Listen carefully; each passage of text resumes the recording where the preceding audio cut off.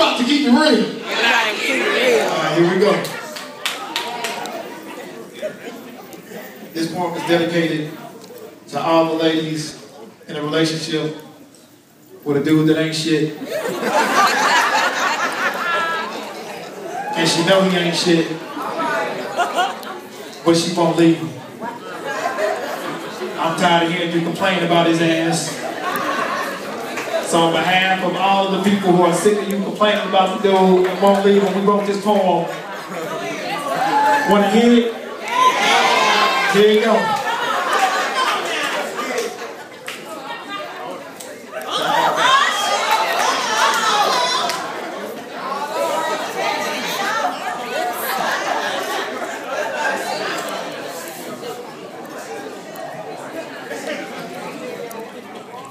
Why won't she just leave?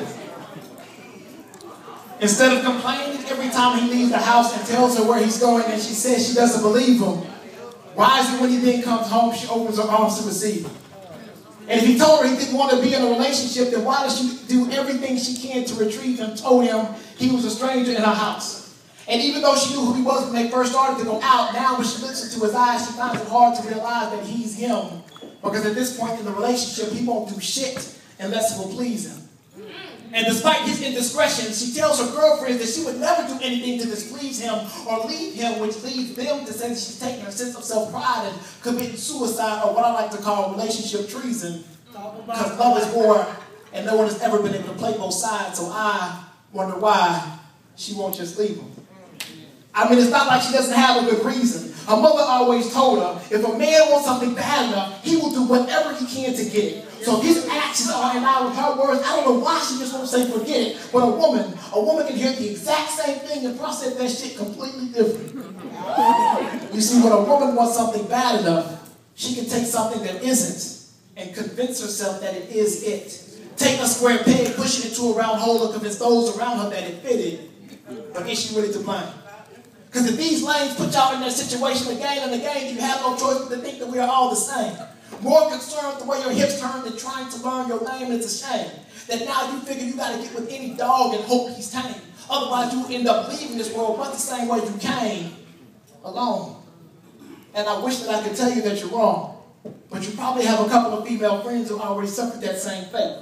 So now you've been led to believe to get with the dog with the least amount of fleas before it's too late. But I'm trying to tell you that if you do that, you're only setting yourself up for more complaints. Know that dude won't make a good mate because he can't relate to the difference between love and affection. A sweet rub and caressing, a hard-on and an erection, and I know you love him. So you want to try to teach him those lessons. But he tells you that he has no interest in trying to learn because in turn doing so will make him feel less than a man. Completely dismissing the fact that doing so will make you feel more like a woman. Simple things like opening a door before you go in, so then you start to rationalize, well, girl, that's just the way he is. So anything he wants to do, she lets him. Goes to her girlfriends, complains about how much she detests him, but won't leave him. Allowing something to occupy her lifetime that was only meant for a season. See, when you're holding on to something that doesn't want to be held, when the dude that comes around you that's meant to be, your hands are full and you won't be able to seize him. But believe when I tell you that there are other women out there that seize him. So, if you're going to miss out on something that was meant to be, then trying to hold on to something that never was shouldn't be the reason. You see, there's a difference between trying to compromise and being complacent. So when faced with a situation, you got to tell the difference between the two, can you? Come on. You see, there's a reason that a standard is called a standard. It's because it was never meant to be lower. I mean, it's like taking 3 steps back and 1 step up and trying to convince yourself that you're still moving forward. And I'm just a poet and I'm trying to beat you forward. Now, fuck that. Yes, I am. Because sometimes you have to raise your voice with the volume of choice, the silence of the lamb's ladies. How do you expect the fellas to act like we care? When if we look at you, it seems like you don't even give a damn.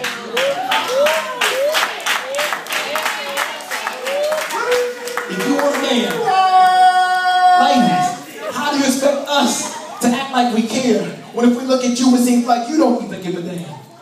If you want a man to come at you with a different approach, then you have to show him that doing so will garner a different result. Because if the dude that is trying to get to know you gets the same no move as the dude that's only trying to hit, then at the end of the day, who's really to blame if that is all you end up with? And let's not blame it on how quickly he's trying to get you to be intimate, because I know you all have this sense of self-respect and you want to make a man wait.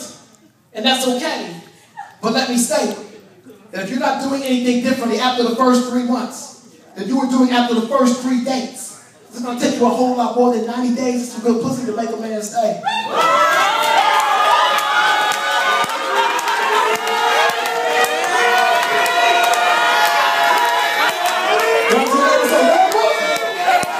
Shit just got real.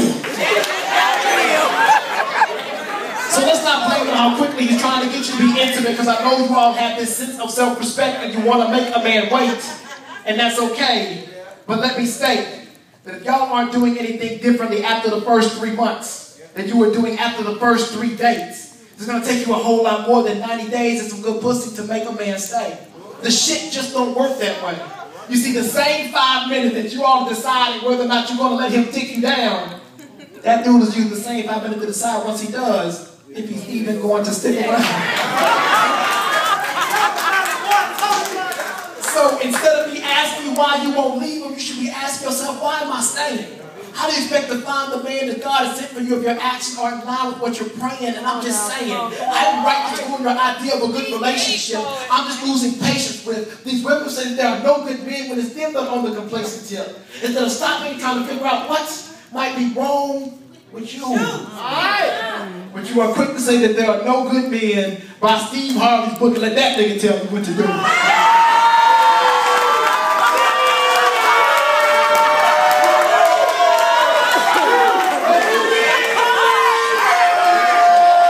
Instead of stopping and trying to figure out what might be wrong with you. But you are so quick to say that there are no good men by Steve Harvey's book, and let him tell you what to do. So let me break it down for you. If you all don't understand your value, we can't value your wealth. If you're not saying anything of any substance, you are just wasting your breath. It's okay to follow somebody else's path, but please take your own steps. And I know in this world you can't do it alone, and sometimes we might need help. So it's okay to act like a lady, but baby, just make sure you are thinking for yourself. My name is Doc Conley. I appreciate it. Thank you.